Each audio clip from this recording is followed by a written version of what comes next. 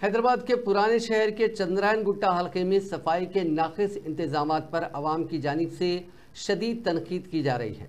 चंद्रायन गुट्टा, फलकनुमा, अलियाबाद, उप्पुगड़ा, गौलीपुरा और ललिता बाग के इलाकों में सड़कों पर कचरे के ढेर उठाने में जीएचएमसी हुक्काम नाकाम हो चुके हैं।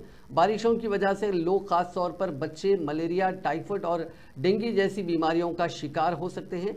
इससे पहले कि बीमारियां फैलें, अवाम हुक्काम से मुतालबा कर रहे हैं कि वो फौरी तौर पर कचरा हटाकर ब्लीचिंग पाउडर का छिड़काव करें।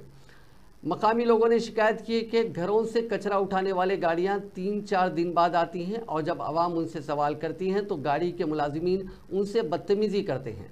सफाई के अमले पर भी इल्ज़ाम है कि वो सड़कों को साफ करने के बाद कचरा किनारे पर छोड़कर अपनी जिम्मेदारी से बच रहे हैं। मकामी लोगों ने मकामी नुमाइंदों और आला सरकारी हुक्काम से अपील की है कि बीमारियों के फैलने से पहले सफाई और कचरे की निकासी पर खुसूसी तवज्जो दें और ज़रूरी इक़दाम करें।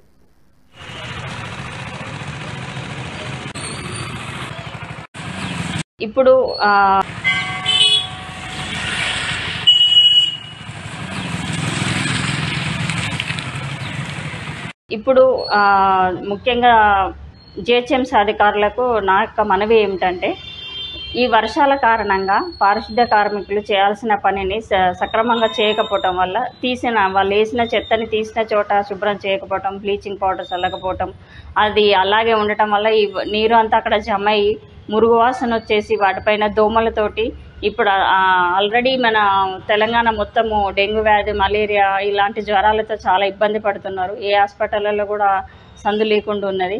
అలాంటి టైంలో ఈ కార్మికులు సరిగా దాన్ని క్లీన్ చేయకపోవటం వల్ల ఇంకా రోగాల బారిన పడే అవకాశాలు ప్రజలకు ఎక్కువ ఉంటుంది. పైగా రోడ్ల నుంచి నడవాలంటే కూడా ప్రజలు చాలా ఇబ్బంది పడుతున్నారు. ఆ వాసన తట్టుకోలేకపోతున్నారు.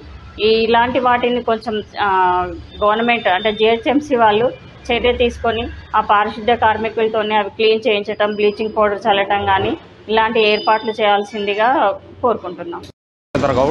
నేను చంద్రాయన్ గుట్టలో ఉంటాను.